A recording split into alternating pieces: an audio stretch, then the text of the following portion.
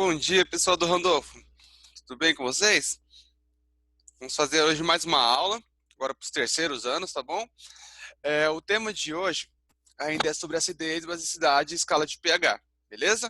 Fechou? Um tema legal, vamos lá. A gente tem vários exemplos aí no nosso dia a dia que a gente utiliza esses conceitos, mesmo que a gente não saiba que estamos falando de pH, a gente fala sobre acidez, basicidade.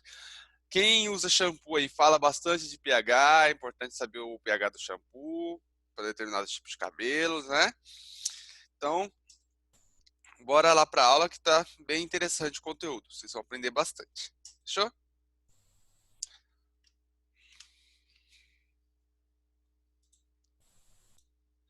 Durante a aula, façam suas anotações no caderno, no computador, não sei como vocês estão fazendo, mas é importante que vocês façam e caso tenha alguma dúvida, me passe depois essas dúvidas, tá bom? Deixa essas dúvidas ficarem para trás, porque vocês vão esquecer delas e vai prejudicar a aprendizagem de vocês, tá bom?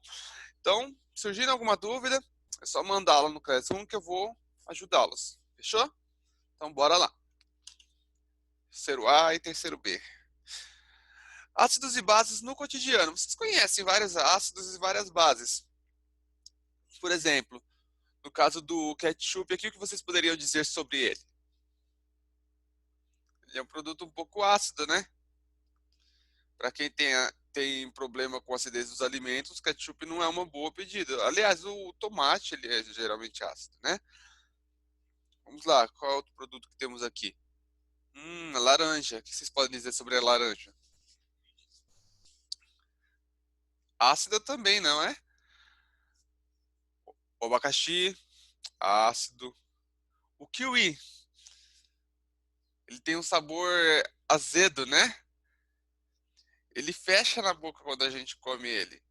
Então, eu poderia, a princípio, pensar que é claro que eu não tenho como determinar isso somente por essa questão do sabor, mas eu poderia dizer que ele é um produto básico. É uma característica dos produtos básicos ter essa reação no nosso paladar. Uma banana verde, por exemplo, quando ela está verde, quando a fruta está verde, ela tende a causar aquela estranheza no paladar, tá bom? Como se a língua fechasse, por causa da basicidade ali daquele alimento. Então, essa questão da basicidade está muito relacionada ao nosso cotidiano.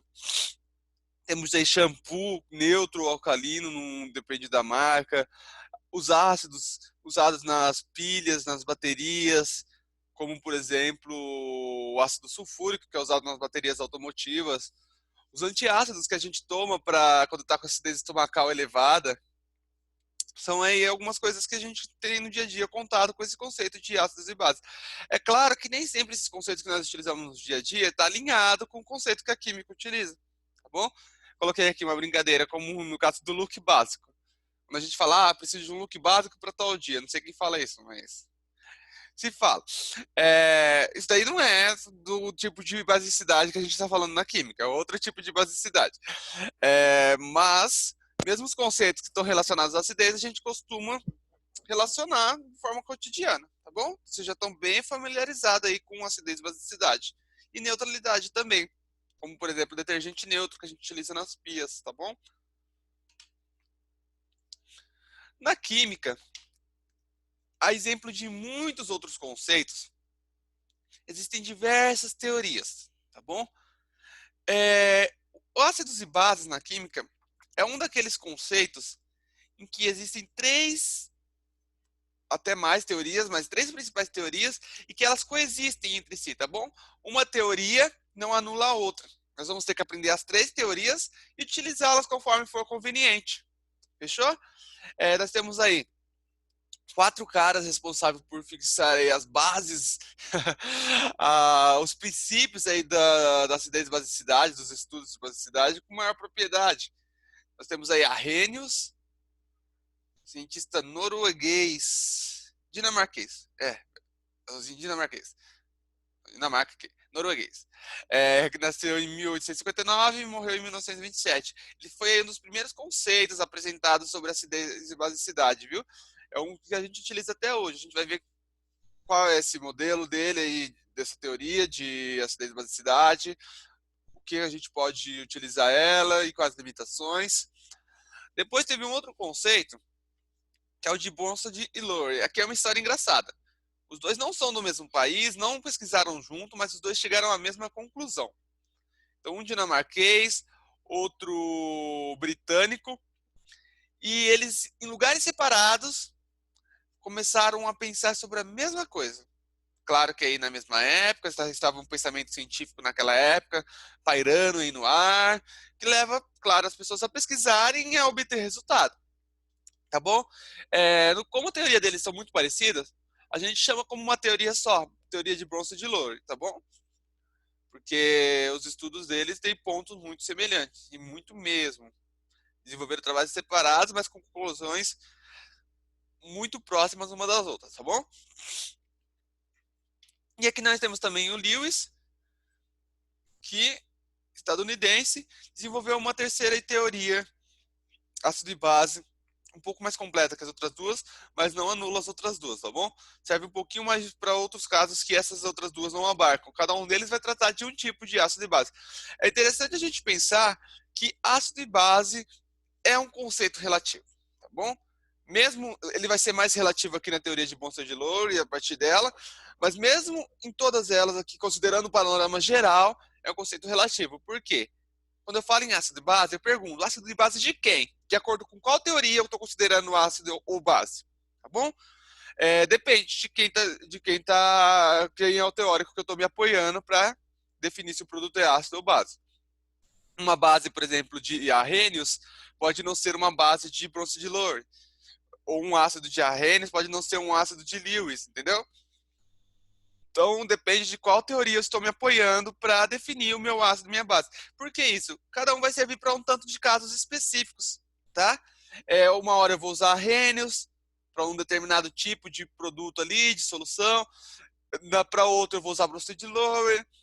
Algumas que eu uso Bronsted-Lowry, que eu uso arrênios, eu posso usar Bronsted-Lowry, que vai coincidir ali a acidez e basicidade. Mas depende, a gente vai ver isso, tá bom? Por que eu coloquei as bandeirinhas de cada país? Para mostrar aí nessa época em que a ciência tem sido tão desvalorizada, em que diversas teorias conspiratórias têm surgido aí, as pessoas não têm refletido sobre o caráter da ciência e a importância da ciência. Eu queria deixar aí para vocês essa questão de que existem pessoas de diversas nacionalidades aí preocupadas com o avanço científico, tá bom? O avanço científico ele é embasado na metodologia científica, na pesquisa aí, o que leva a pessoas de diferentes lugares a chegar a conclusões parecidas. Isso é importantíssimo na ciência, tá bom? Às vezes essas divergências são discutidas na academia, mas a gente precisa valorizar aí a ciência como um todo, tá bom? Porque ela fornece para a gente desenvolvimento e melhores condições de vida para o ser humano e preservação aí do ambiente, tá bom? Bora lá então aqui para o nosso assunto, teoria ácidos e bases. A primeira teoria que a gente vai tratar vai ser a do Arrhenius mesmo, beleza? Do norueguês Arrhenius.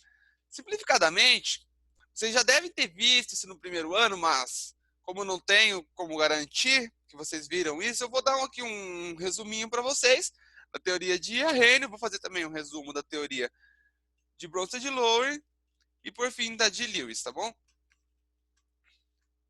Beleza. A teoria de Arrhenius, ela é o que a gente pode chamar de teoria mais simples, mas abarca um grande número de situações aí envolvendo soluções aquosas, tá? Quando eu falo solução aquosa, eu estou dizendo de produtos que são dissolvidos em um solvente, e esse solvente é a água, tá? Solução aquosa, deixa eu ver se consigo escrever aqui.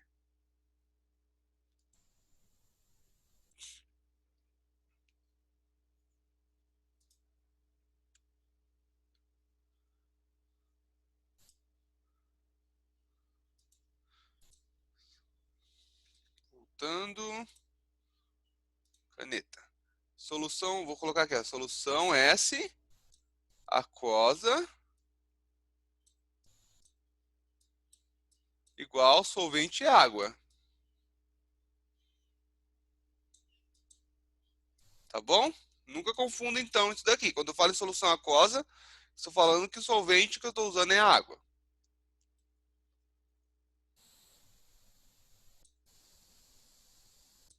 Fechou? Letra péssima, né? Ok. A teoria de Arrhenius, ela vai abarcar esses casos aqui, em que o solvente é a água. Por isso é muito importante, porque muitos dos experimentos que nós fazemos, nosso solvente é a água, tá bom? Mas em especial, a teoria do Arrhenius, ele vai dizer o seguinte, que ácido é toda e qualquer substância que quando no solvente água, libera como íons, ou seja, ali a separação dos íons, e o que é liberado nessa separação é o íon H+, especificamente H3O+, tá bom? Que é o íon hidrônio. Mas, simplificadamente, a gente pode tratar apenas como H+, H3O, que é liberado, tá bom? H3O+. Para aqueles que estiverem estudando aí para o vestibular, talvez seja interessante saber isso. Mas, como o oxigênio não é muito relevante nesse processo, sim o hidrogênio a gente representa aqui como H+ apenas, tá bom? E para ele, uma base, o que vai ser uma base? Não é o look básico que a gente viu lá nos exemplos do dia a dia, não. Base para ele é toda substância que, quando em água, em solução aquosa, libera íons hidroxila, que é esse tipo de íon aqui, OH-. Fechou? Então vamos aí considerar um exemplo de um ácido diarreico. Nós temos aqui o ácido clorídrico, está em solução aquosa, portanto, o ácido clorídrico. Se ele não tivesse solução aquosa, cloreto de hidrogênio, mas como ele está em solução, a gente chama de ácido clorídrico. Fechou? HCl, ácido clorídrico. Ele é uma molécula, ele sofre aqui um processo de ionização e libera em solução aquosa íons H+, ou H3O+, aliás, H3O+, com a autoionização da água ali. Fechou? Libera íons H+, e Cl-. Íons têm cargas. Sempre lembre disso, tá bom? Então, íons, ele não é um átomo de hidrogênio. Ele é um íon hidrogênio porque ele tem carga positiva, e outro é um íon cloreto porque ele tem carga negativa.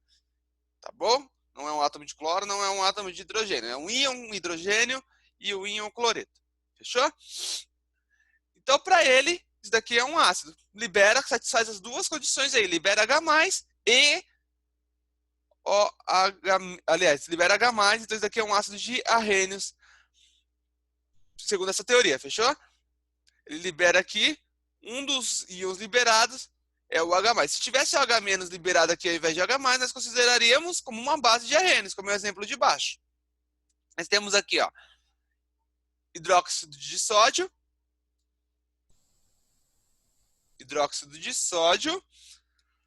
ele sofre um processo de dissociação iônica, já vou explicar por que esses dois termos diferentes, no primeiro é ionização e aqui é dissociação iônica. Ele sofre esse processo, representado aqui pela seta, esse processo de reação, e o que acontece? Ele libera em solução íons sódio, Na+, e íons hidroxila, certo? Sempre em solução aquosa. Ele satisfaz, portanto, a característica de uma base, que libera em solução aquosa íons OH-. Fechou? É simples a teoria do Arrhenius. Não parece difícil olhando à primeira vista, mas é bastante simples, principalmente para vocês aí que estão no terceiro ano do ensino médio. Fechou? Então estudem isso com carinho, anotem, porque vocês vão precisar sempre desse conceito. Fechou? Aqui eu tenho uma questão em relação a essas duas aqui. Na primeira, ocorre ionização.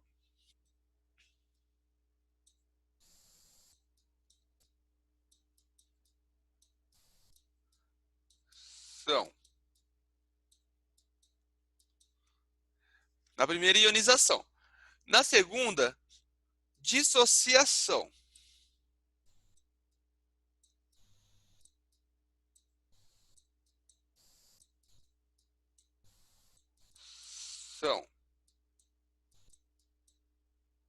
Dissociação iônica.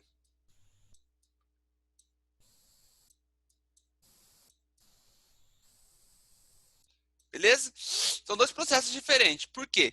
Isso é uma molécula, isso daqui é um sólido iônico.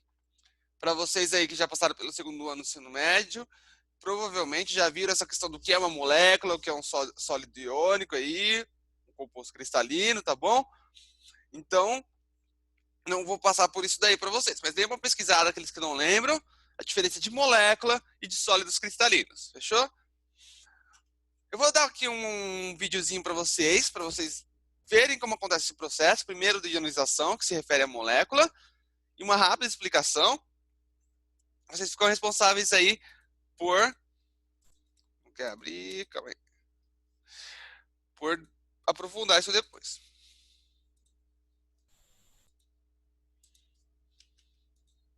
Ah, certo.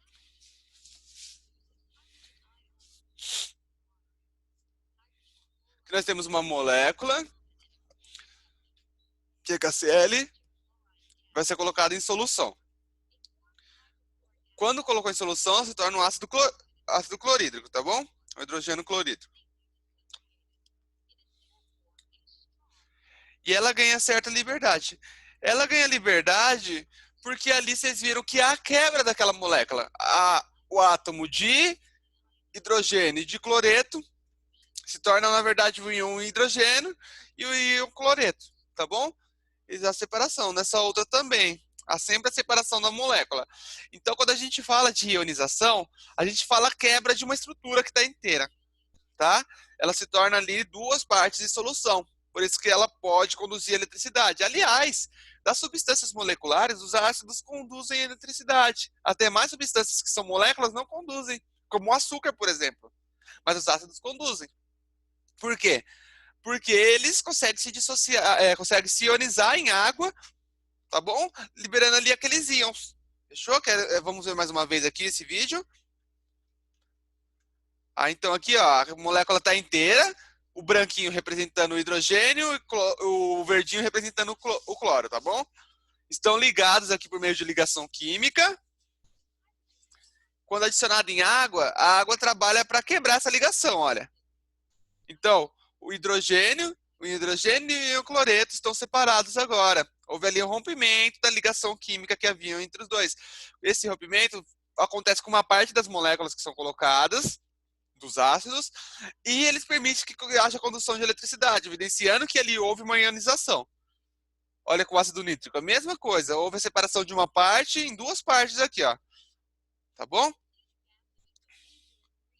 Nada mais é do que o rompimento, então, daquelas ligações covalentes, das ligações das moléculas. No caso da dissociação iônica, ela geralmente acontece com as bases, tá bom? Ela não acontece com os ácidos. Porque os ácidos são substâncias moleculares, então não sofrem dissociação iônica.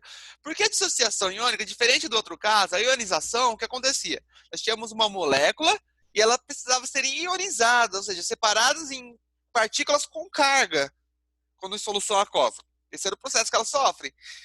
No caso das bases, elas já são partículas com cargas que estão unidas quimicamente. Lembrando ali que uma substância iônica presume que nós temos, no caso ali dos compostos iônicos, não sei se vocês lembram, metais e ametais. Tem cargas ali opostas. Então, para um arranjo químico um pouco mais estável, eles vão se unir. Mesmo caso ali das bases. Nós temos ali a parte, no exemplo do hidróxido de sódio, nós temos ali a unidade de hidroxila aqui, ó, que é a unidade de sódio. Hidroxila com carga negativa, sódio com carga positiva. Esse conjunto vai se juntar aí e, obviamente, serão dois íons trabalhando em um sólido cristalino aí, tá bom? Em conjunto. Então, o modelo que explica as bases é diferente, a não ser que a base for também molecular, como é o caso de algumas bases. Vamos ver um videozinho aqui mostrando esse processo. Ele vai, na simulação, jogar um cubinho de sal dentro e vai de sal e vai acompanhar o que acontece. Eu estou mostrando o exemplo do sal de cozinha, mas serve para as bases também, tá bom? Sal de cozinha não é uma base, deixa isso claro. Olha o que acontece na dissociação iônica. A água começa a salvotar os íons dessa estrutura aqui cristalina, tá bom? A água começa a pegar cada um deles e separar em unidades mais livres dentro da solução. A gente chama isso de solvatação, tá bom? vai acontecer o mesmo caso com as bases ali, só que ao invés de ser um... Aqui eu estou mostrando exemplo com o sal, ao invés de acontecer isso com o sal, vai ser como uma base, que tem essa hidroxila acompanhando aqui. Fechou? E esse exemplo também é válido para as bases. Como elas têm ali a liberação dos íons dentro da solução, elas vão conduzir eletricidade. Então, vocês viram a lâmpadazinha acendendo ali com o caso do sal, mas vai acontecer com as bases também. Tanto é que a gente tem pilhas alcalinas. Pilhas alcalinas nada mais são do que pilhas básicas, que tem uma substância ali dentro que tem caráter básico. Fechou?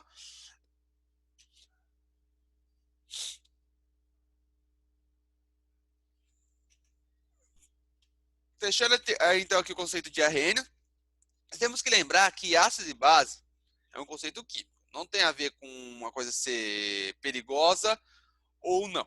Tanto os ácidos são perigosos quanto as bases são perigosas. Exemplo de ácido perigoso: ácido clorídrico, ácido sulfúrico, por exemplo, usado na bateria de carro, perigosíssimo. É um agente desidratante, causa problemas na pele.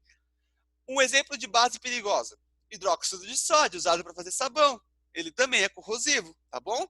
Então, ser básico ou ser ácido não tem nada a ver com periculosidade. Nós vamos ver alguns exemplos aí depois, em outras aulas. E simplesmente é uma característica química, que tem a ver com a presença de hidroxila no caso das bases e com a presença de H3O+, no caso dos ácidos, tá bom? De acordo com a teoria de Arrhenius. Fechou? Vamos para o próximo assunto aí, que é a teoria de Bronsted-Lowell. Como eu disse, elas são complementares. Existem 3 teorias, a gente usa as 3, mas em cada caso que for necessário. A gente avalia, olha, isso é um ácido de Arrhenius, isso é um ácido de Bronsted-Lowell, beleza? Vamos lá. A teoria de Arrhenius ela é muito útil, mas o problema dela é que só serve para produtos que estão dissolvidos em água.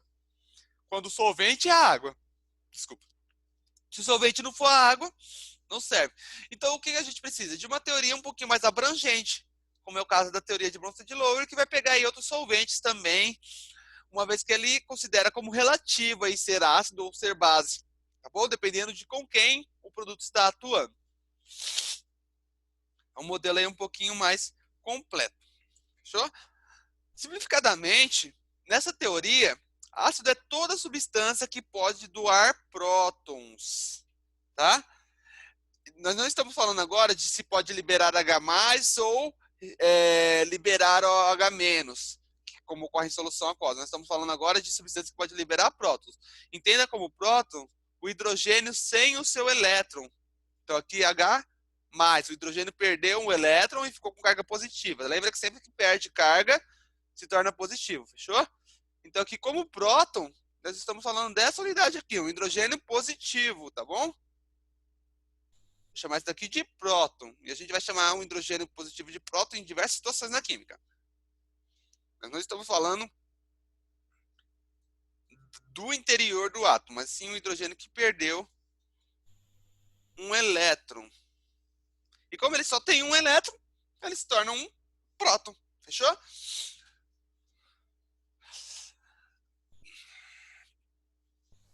Ácido, então, para Bronsted-Lowell é toda substância que pode doar partículas H+ aí. Beleza? E base para ele é toda substância que pode receber essa partícula doada. Beleza? O conceito dele amplia nossa compreensão de ácidos e bases. Porque agora eu vou passar a comparar duas substâncias se ela está recebendo ou doando prótons. Não simplesmente se está liberando H+ ou H- em solução. Porque algumas substâncias não liberam OH- em solução, mas são básicas, tá bom? Então a gente vai passar o quê? A considerar um pouco mais ampliada essa questão. Vai ser um conceito mais relativo agora, tá? Uma substância pode ser considerada um ácido ou uma base, dependendo da outra substância com que ela interage.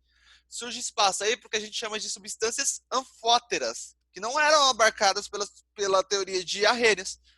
As substâncias anfóteras, elas podem se comportar tanto como ácido como base, ou como base, dependendo de quem é a outra substância que está reagindo com ela. Beleza? Então, um pouquinho mais completo é o conceito de Bronsted-Lowell e guarde ele com carinho, que vocês vão utilizar em diversos estudos aí. Beleza? Vamos aqui para o caso da água. A água, Reagindo com o ácido clorídrico aí, quando o ácido clorídrico é colocado em contato com água, nós temos a formação de H+, H3O+, e de cloreto. Olha que interessante, formou aí o íon hidrônio, que é aquele H+, que a gente viu lá. Não está muito bem representado, esse 3 aqui deveria estar em índice, pequenininho, esse 2, mas essa imagem aqui vai ser útil para a gente. Quando temos o ácido clorídrico colocado aí na água líquida, uma parte é transformada aí pelo processo de ionização em íons H+, tá? H3O+ aqui, e pode ser simplificado como H+, uma vez que a estrutura importante aqui é o hidrogênio. E nesse caso, de onde veio esse hidrogênio aqui que se juntou à água? Ele veio daqui, ó, do ácido clorídrico. E se a gente voltar para a teoria, ó, ácido é toda substância que pode doar prótons. Se ele doou o seu hidrogênio, ele ficou sem. Ele passou esse hidrogênio para cá. E como ele passou esse hidrogênio para cá, olha, aqui o Cl ficou menos, ficou com sem o seu hidrogênio, sem a sua carga positiva. Então ficou menos aqui. E ele ganhou uma coisa aqui, então carga positiva. Agora a água que era H2O virou H3O, e um hidrônio. Beleza? E nesse caso eu posso chamar então o HCl de um ácido de bronze de Lowry e a água nesse ponto aí se comportou como uma base de bronze de Lowry. Olha que interessante. No caso da teoria de Arrhenius, a água não é considerada ácido ou base. A água é simplesmente considerada um solvente. Então ela ali só vai ser considerada como uma substância que vai causar a ionização ou a dissociação iônica, nunca como um participante. Nesse caso da teoria de Bronsted-Lowell, eu posso considerar a água aí como participante dessa interação aí, ácido e base, tá bom? Eu posso chamar o HCl de ácido e água de base. É claro que existe um conceito que diz que o solvente nunca vai reagir em quantidades consideráveis com qualquer outro material que esteja no meio, tá bom? Uma vez que o solvente é muito maior do que o soluto que é colocado lá dentro, muito maior quantidade. Então, o solvente participa muito pouco ali da reação, dependente dos solutos que são colocados para reagir nele. Mas nesse caso, essa pequena parte aí que reage com o soluto colocado, com o ácido clorídrico, a gente pode considerar aí, nesse ponto, a água agindo como uma base e o ácido clorídrico agindo como um ácido, porque ele está doando prótons, então ele é considerado aí um ácido na teoria de Bronsted-Lowell. Fechou? É importante notar aqui que nesse caso específico, o ácido de Arrhenius, esse HCl, é também um ácido de Bronsted-Lowell. Em alguns casos vai acontecer isso, que é um ácido das duas teorias. Por que é um ácido de Arrhenius também? Porque o HCl em água está liberando H+. E olha lá a teoria do Arrhenius. A ácido é toda substância que libera H+, em solução aquosa. Coincidência aí as duas teorias abarcarem. Que legal, né? Mas, no caso da base aqui, na teoria de Arrhenius não é alcançada. Então, essa teoria é um pouquinho mais completa, mas complementar, na verdade. Uma não anula a outra, a gente usa as duas. Notamos também que para cada ácido e base, ácido, base, para cada um desses há o que a gente chama de par ácido-base conjugado. Um assunto aí que é legal tratar com vocês, tá bom? Um ácido de Bronsted-Lowell, ele vai gerar uma base conjugada, que é a base que aparece quando há a perda do seu próton, tá bom? Então olha aqui, ó, Cl menos sem um Hzinho aqui, ó. Ele perdeu esse próton. Então a gente chama aquele produto que resultou lá de base conjugada. Semelhantemente, uma base de Bronsted-Lowell vai gerar um ácido conjugado. Beleza?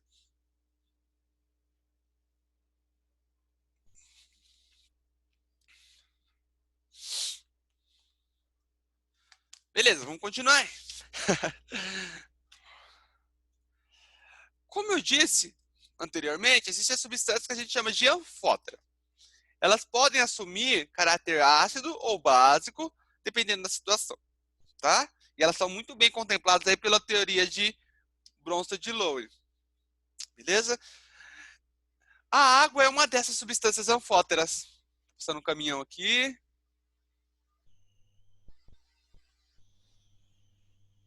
Tomara que não seja aqui. A água é uma dessas substâncias. No caso da reação dela com HCl, e aqui, pessoal, vou ter que dar uma pausinha aqui e já volto. Beleza?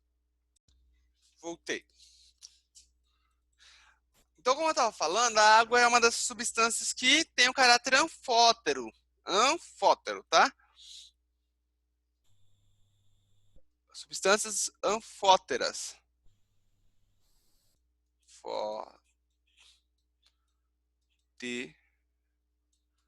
O caráter anfótero. Porque ela se comporta como um ácido ou como uma base, dependendo de quem é o par que está reagindo com ela. No caso aqui da água com HCl, ela se comporta como uma base, porque ela recebe o próton aí. No caso da reação da água aí da água líquida, com a amônia que é colocado nela, ela se comporta como um ácido. Por quê? Quando a gente adiciona amônia em água, coloca amônia em água, o que acontece? A água, ela doa um próton para a amônia, tá bom?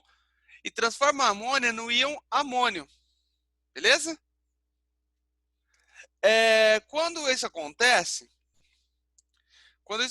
olha aqui, a água se comportando como um ácido de bronze de louro. Ela tinha 2 hidrogênios, que ela fez, pum, doou um hidrogênio, um próton, um hidrogênio para a amônia. Olha que interessante. Quando ela fez essa doação, ela ficou com o quê? Só como OH e menos, porque ela perdeu uma partícula. Então, H menos. Beleza? Olha aqui aparecendo. Ácido conjugado, que surgiu aí de uma base que recebeu um próton. E aqui uma base conjugada, que surgiu de um ácido que perdeu um próton, que doou um próton, né? Voluntariamente.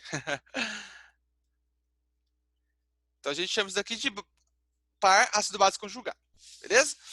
Nesse caso, ela se comporta aí como um ácido. Olha que interessante. Num ela é uma base, no outro caso ela é um ácido. Isso não acontece na teoria de Arrhenius. Ou é base ou é ácido na teoria de Arrhenius. Nesse caso aqui, Bronsted de Lewis vai falar o quê? Depende. Beleza? E por último, nós temos aqui a teoria de Lewis, que é muito parecida com a teoria de Bronsted de Lowry, em vários aspectos. Porém, ela amplia um pouco mais as possibilidades, porque agora para Bronsted de Lowry, ele não vai considerar como o processo de troca, de doação, o H+, o próton. Ele vai considerar o elétron, tá bom? Lewis fala muito em elétron. Então, para ele, ácido é toda substância que pode receber pares de elétrons, tá? E base é toda substância que pode doar pares de elétrons. Mais pra frente a gente vai fazer alguns exercícios sobre isso e ver se uma coisa é um ácido de Lewis ou uma base de Lewis, tá bom? Vou passar uma listinha para vocês. Mas, se vocês perceberem que nesse processo aí, a indicação de que um material reagindo com o outro, houve aí o recebimento de pares de elétrons ou a doação de pares de elétrons, nós vamos considerar isso daí como um ácido e uma base, respectivamente, tá bom?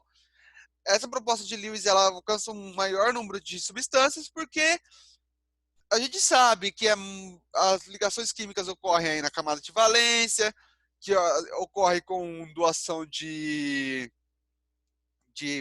compartilhamento de pares de elétrons envolvendo as substâncias moleculares. Então, ou doação no caso de substâncias iônicas.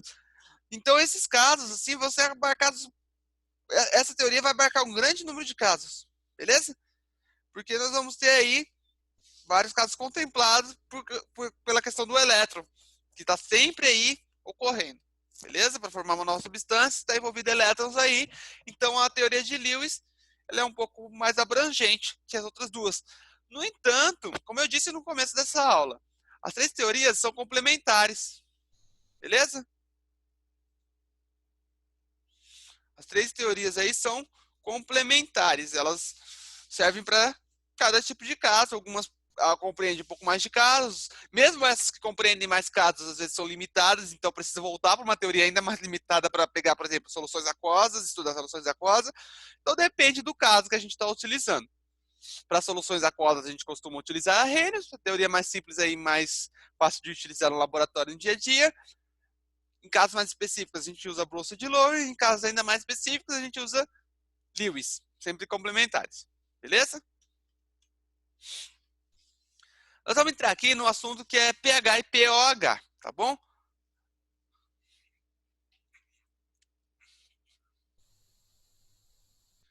Potencial hidrogeniônico, potencial hidroxiliônico.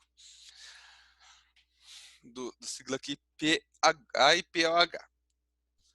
Nós temos aqui a primeira questão, que é aquilo que eu estava falando para vocês sobre a questão do solvente, tá bom?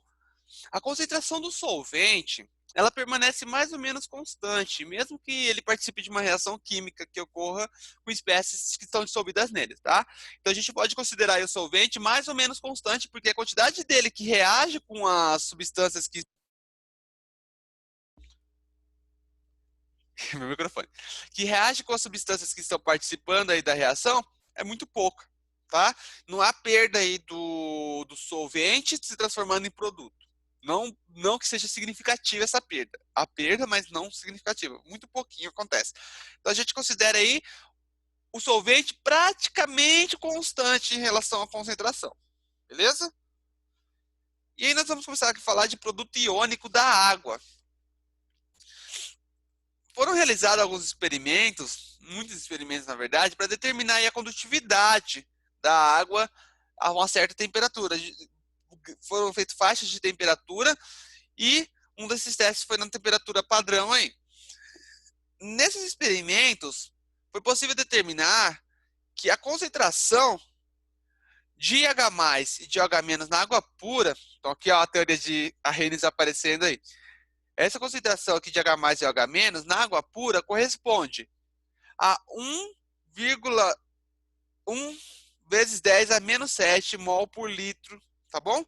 Isso daqui está marcado só do H+, mas isso também é válido para a concentração de íons OH-, tá? É a mesma relação aqui. Lembrando que os colchetes sempre indicam concentração na química. Beleza? Então, esses experimentos permitiram determinar a concentração de íons H+ e OH- em 1 litro aí de água. Beleza? A 10 a menos 7 mol em cada litro de água. Quantidade pequena aí, mas considerável. Experimentos aí de condutividade. Na água, mesmo que seja água pura, a gente costuma falar nas aulas para o segundo ano que a água pura não conduz eletricidade, porque é um jeito bastante simples de pensar que a água não tem íons dissolvidos nela. No entanto, a água é uma molécula, como a gente sabe, a gente já viu que a água é uma molécula. E como molécula, a água tem uma propriedade muito interessante, ela é capaz de auto-ionizar-se, tá bom? Ela ioniza a si mesma. Assim como ela ioniza outros compostos que quando são adicionados nela, outros compostos aí moleculares, a água se auto-ioniza, tá bom? Quando a auto-ionização da água ocorre aqui, ó, a ruptura dessa molécula de água em íons H+ e OH-, tá bom? Então aqui a água sofre o processo de auto-ionização e a quebra de uma dessas unidades aqui de hidrogênio, liberada aqui como um H+, e a outra permanece unida ao oxigênio que perdeu essa partícula aí, tá bom? Essa é uma situação que representa equilíbrio. Essa aula aqui tem muito a ver com equilíbrio químico. E como é uma situação de equilíbrio, a gente pode estabelecer uma constante para esse equilíbrio. E a constante para o equilíbrio da reação de auto-ionização da água é a seguinte. Lembrando que o formato das constantes de equilíbrio, Kc, desse tipo, da constante Kc, ela é o quê? A concentração produtos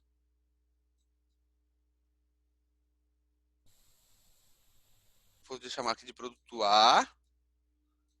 Então, aqui é a multiplicação produto dos, a multiplicação dos produtos, tá bom?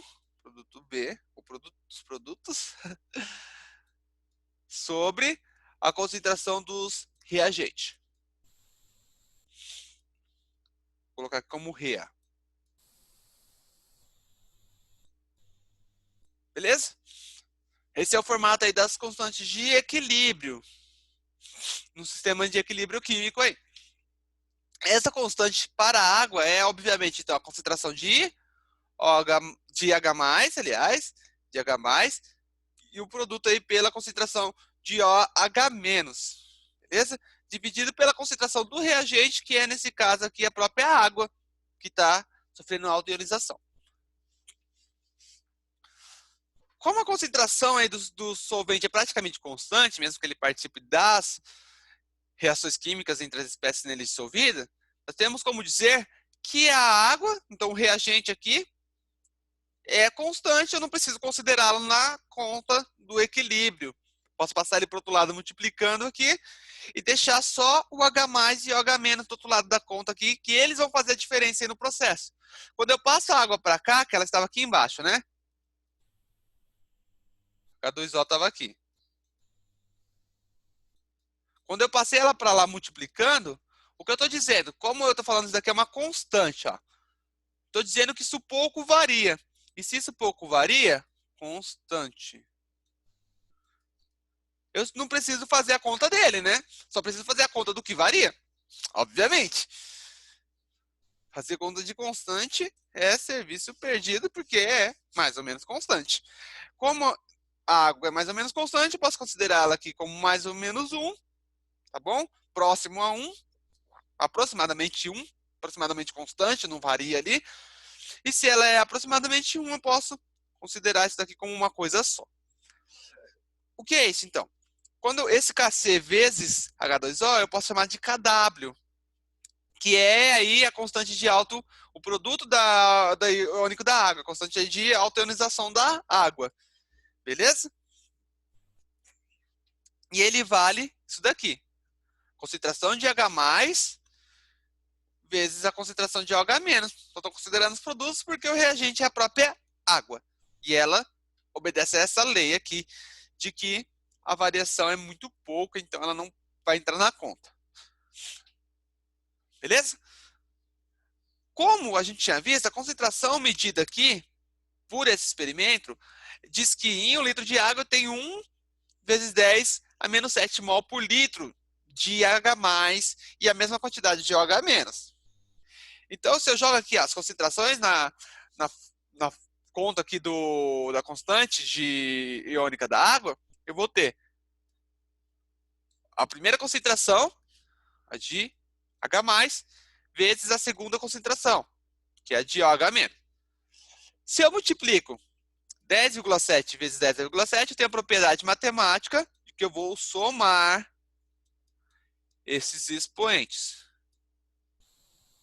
Tá bom? Então, o resultado disso daqui é 7 mais 7, só que como sinal negativo ali, 10 a menos 14, ou menos 7 mais menos 7, que dá 10 a menos 14. Beleza? Explicado então esse número aqui. Esse é o valor de Kw para água a 25 graus Celsius. Só é válido se a água estiver a 25 graus Celsius. Fechou? É o valor aí da constante do produto iônico da água. Se a água estiver a 25 graus Celsius, mudou a temperatura, mudou a constante de equilíbrio, portanto, esse número não é válido para outras temperaturas. Para entender melhor um pouco a autoionização da água, entender um pouco melhor, vamos nesse diagrama aqui, beleza? Representando aí uma reação química de autoionização da água. Processo mais físico que químico. Olha o que acontece aqui, ó. A água, em contato com si mesma, tá bom? Fornece aqui, ó, o hidrogênio para outra molécula de água formar o hidrônio. Então, um hidrogênio aqui é perdido, formando hidrônio. E como resultado, se ela perdeu esse hidrogênio, forma o quê? O íon hidróxido, beleza? Um par ácido base conjugado aí também, se tratando da teoria de Bronsted-Lowry, que contempla o caso da altionização da água. Viu que legal saber mais de uma teoria? Já estão fera. Vamos aqui a um resuminho. Em meio neutro, ácido e básico. Meio neutro é um meio que as concentrações de H+ e OH- são iguais. Então, esse exemplo aqui da altionização da água, não há variação do pH aí, porque a concentração de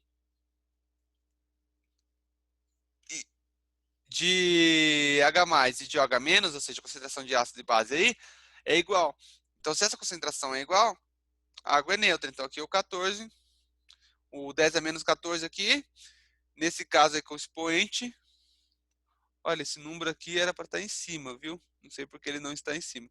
Considero isso daqui para cima, tá? É um expoente. Igual esse daqui, ó. 10 a menos 14 aqui, tá bom?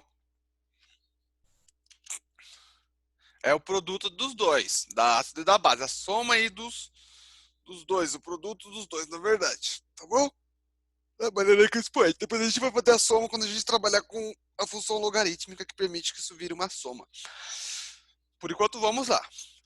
10 a menos 7 e 10 a menos 7 são iguais, então aí temos uma substância neutra. O meio é ácido.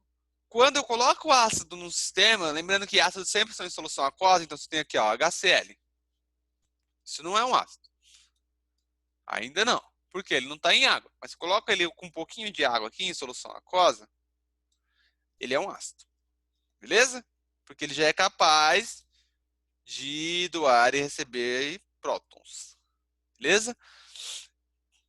Pela questão aí da quebra parcial dessa molécula. Quando eu coloco isso daqui em um sistema, em um solvente, eu coloco essa solução aí de cloreto de hidrogênio, portanto ácido clorídrico, em uma quantidade ainda maior de água, de solvente água, ou aí de outros solventes, tratando da teoria de Bronsted-Lowry, no sistema neutro vai haver um aumento da concentração de H+, tá bom? E em relação à concentração de OH-, ela vai começar a diminuir por uma reação ali dentro do sistema, tá? E conforme diminuir, vai aumentar essa quantidade aqui e o meio vai se tornar ácido, porque H+ deixa o meio ácido, beleza? O meio básico vai acontecer quando adicionar uma base a um sistema, por exemplo, o hidróxido de sódio. Quando adiciona essa base nesse sistema, vai começar a diminuir a concentração de H+. Então vocês veem aí que está ligado estritamente à presença de H+. A diminuição dela ou o aumento dela, tá bom? É claro que se aumenta o H+, diminuir o H-. Então aqui, ó, se H+ aumenta, isso não é uma cruz, isso é um mais. Se ele aumenta, então o H- acontece o quê? Diminui. E o inverso também. Se H+ diminui, o H- aumenta num sistema aí ácido base.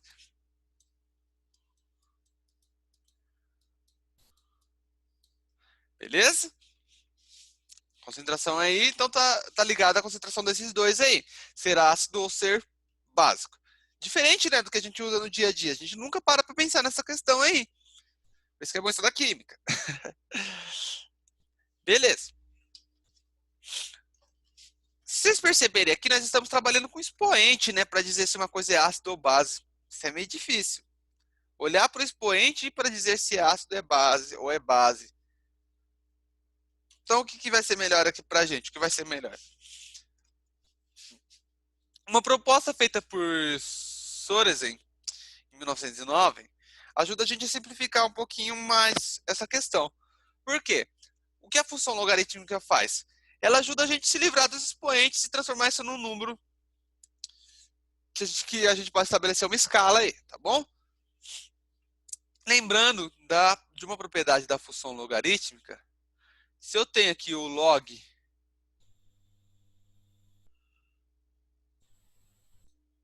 de A vezes B, então eu tenho log de A mais log de B. Tá bom? Lembrando das aulas de matemática. Log de A mais log de B. Não se assuste com log, que a gente só vai utilizar o básico de logaritmo, tá? Não fecha o vídeo. Beleza. Quando eu coloco aqui a função logarítmica, eu vou conseguir obter um número positivo, tá? Então, se eu aplico um logaritmo em um número com expoente, em primeiro lugar que esse número vai deixar de ser um expoente, se aplicar o logaritmo, tá bom? E eu consigo aplicar uma função logarítmica negativa para tirar o expoente negativo aí. Beleza?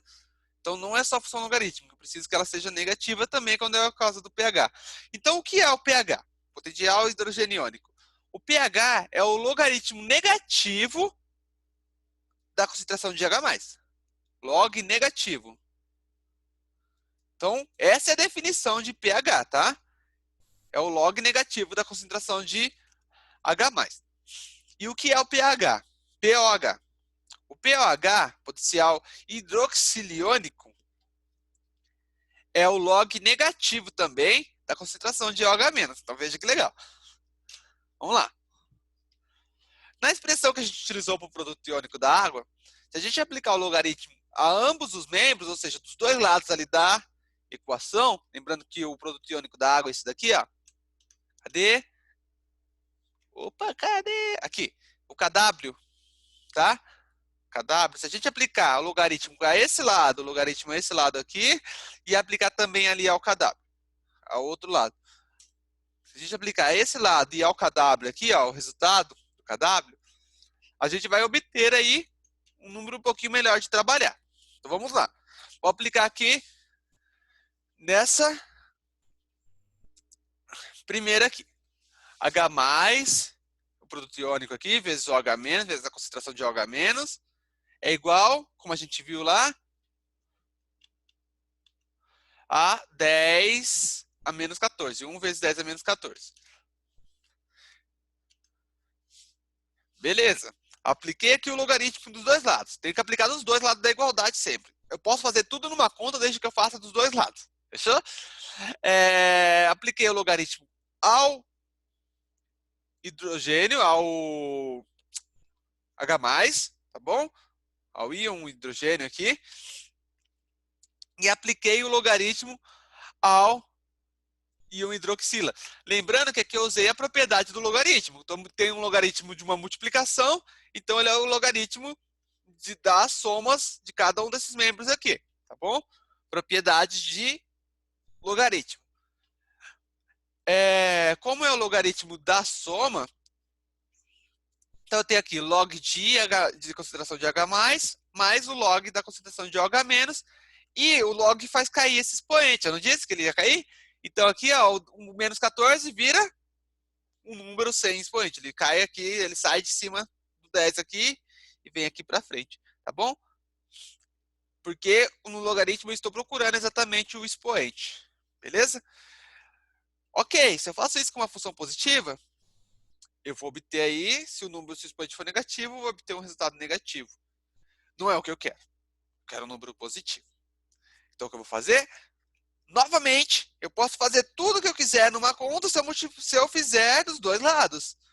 Então o que eu vou fazer é multiplicar todo mundo por menos 1. Porque se eu multiplicar por menos 1, todo mundo vai virar o contrário do que tivesse. Pensaram que ia falar positivo. Quem for positivo vai virar negativo, quem for negativo vai virar positivo, vezes menos 1. Vamos lá, então. Menos 1 vezes 14, menos 1 vezes menos 14, mais 14. Menos 1 vezes o log positivo de OH-, menos log positivo de OH-. Então, menos log de OH-. Menos 1 vezes o log positivo de H+, menos log de H+. Isso daqui é o pH, ó, gente. É o log negativo, tá bom? Isso que a gente olhou aqui, ó. Log negativo. E o POH, o log negativo da hidroxila aí. Tudo isso agora com 14. Então eu posso resumir que a soma do pH de uma solução com o pOH é sempre 14. Tá bom? A soma é sempre 14. Do pH e do pOH, do potencial hidroxiliônico, que é esse daqui, e do potencial hidrogeniônico, que é esse daqui. Fechou? Então agora vocês já sabem tudo sobre pH e vamos prosseguir aqui.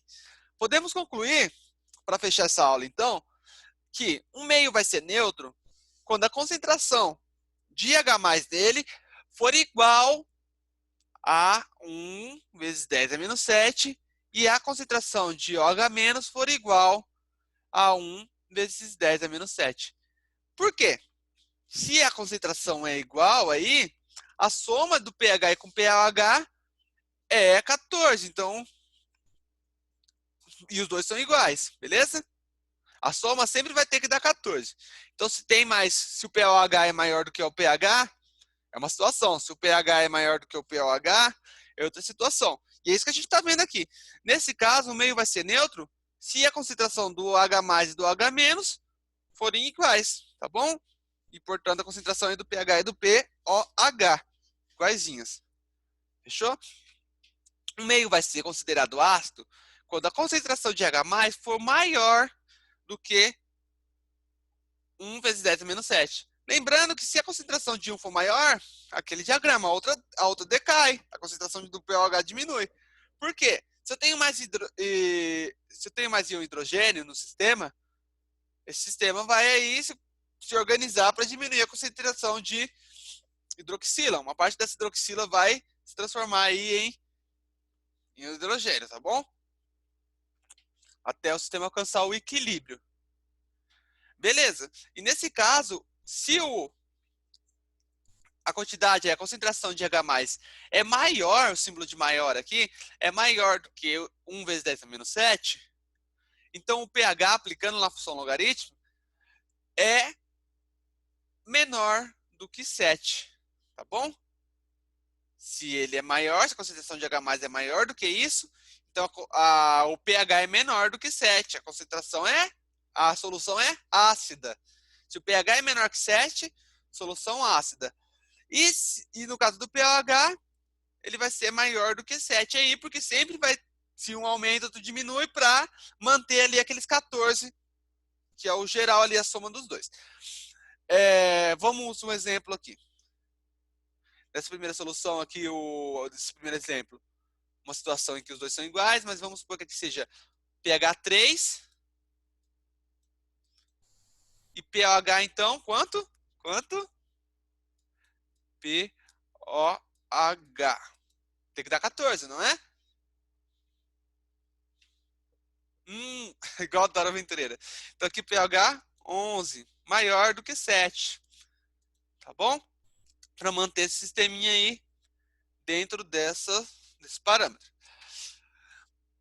E o meio vai ser considerado básico quando a concentração de H+ for maior do que 1,7.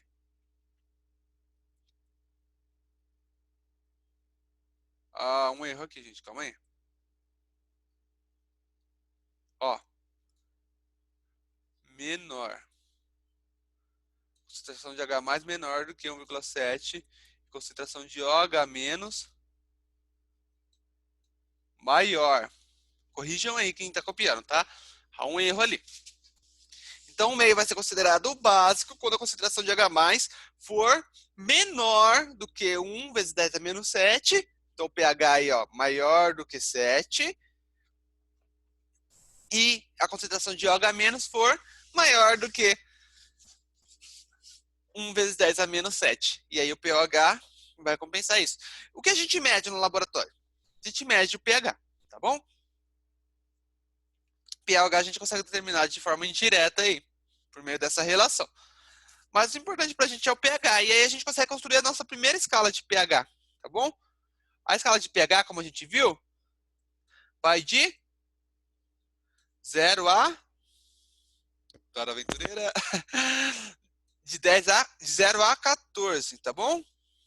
14. Aí, vamos construir aqui uma escala de pH. Se é 7, como a gente viu, se o pH é 7, então a substância é neutra.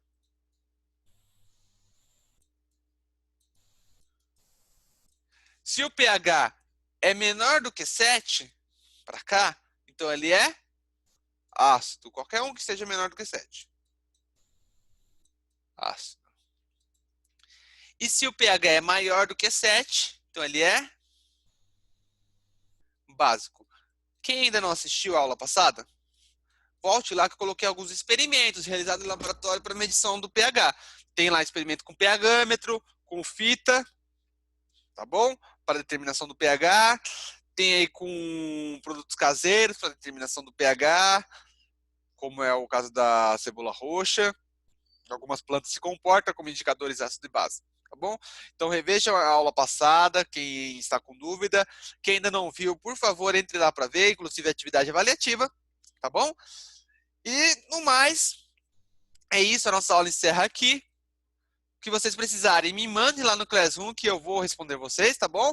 Qualquer dúvida que surgir aí no meio do caminho, espero que essa aula tenha servido para esclarecer um pouquinho esse assunto, ampliar um pouquinho a discussão, tá bom? E é isso aí. Fui. Tchau, tchau. Até a próxima.